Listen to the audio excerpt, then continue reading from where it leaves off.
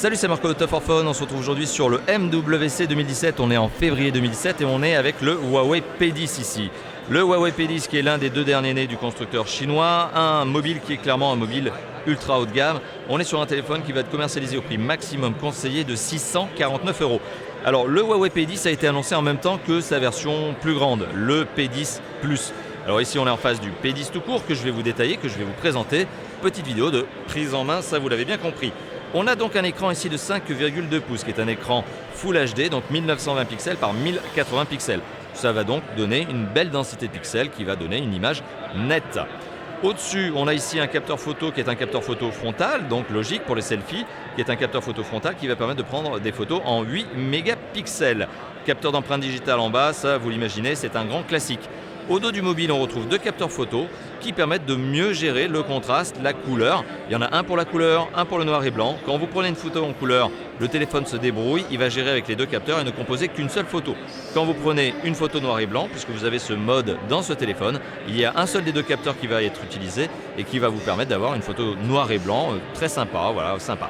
Alors je dis très sympa, on va quand même attendre de faire le test parce que les a priori sont bons sur la qualité photo, mais j'ai vraiment envie de le tester pour voir ce qu'il en est dans des conditions, on va dire lambda, dans les conditions de tous les jours. On retrouve un double flash LED dual tone. Le capteur photo est accompagné, ou en tout cas a été créé en accompagnement avec Leica. Je ne sais pas si on arrive à le voir en zoom caméra. Est-ce qu'on arrive à voir ici, en tout cas Leica, voilà. Le téléphone est construit en métal, carrosserie châssis métal. C'est pareil pour le P10 Plus, le P10 tout court donc c'est de l'aluminium, le P10 Plus a une déclinaison qui peut être en céramique, ça dépend, donc il y a une version spécifique céramique.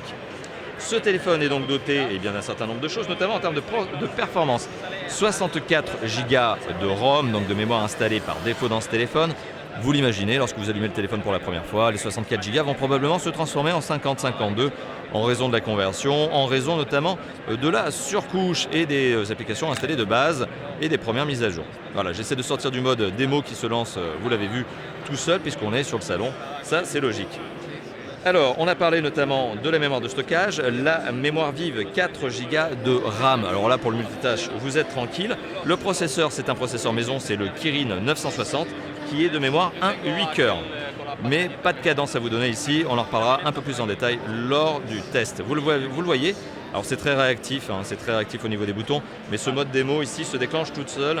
C'est un peu embêtant justement pour tout ce qui est justement vidéo de présentation, n'est-ce pas?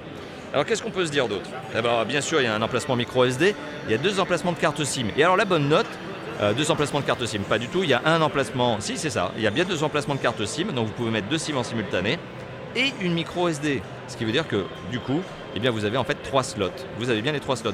Vous n'êtes pas obligé ici de choisir entre une micro SD et une carte SIM. Non, vous pouvez mettre deux cartes SIM, j'enfonce le clou, et une micro SD. Ça, c'est pour bien comprendre la chose, puisque ce n'est pas tous les téléphones et tous les constructeurs qui ont compris cet intérêt. Qu'est-ce que l'on peut se dire sur ce téléphone? Je crois qu'on a fait le tour. On est donc sur un téléphone qui est un haut de gamme, un ultra haut de gamme, qui sera décliné en 4 coloris. Donc on a ici la version noire, on a également une version bleue, une version verte et une version rose. Voilà, un téléphone qui présente bien, qui est sympa, qui est visiblement performant. On en reparlera lors du test, on fera les premiers tests en toutou, etc. Le benchmark Epic Citadel habituel. Mais a priori, le téléphone est quand même vraiment un bon téléphone. Et rien que son prix le laisse supposer, en tout cas on l'imagine. Voilà, merci d'avoir vu cette vidéo. N'hésitez pas bien sûr à liker, partager, commenter, à vous abonner à la chaîne YouTube si ce n'est pas déjà fait. Et nous on se dit à très bientôt pour d'autres vidéos de présentation, de tests, de déballage, d'interviews, etc. Comme d'habitude chez Tough for Phone. Allez, à bientôt. Ciao, ciao.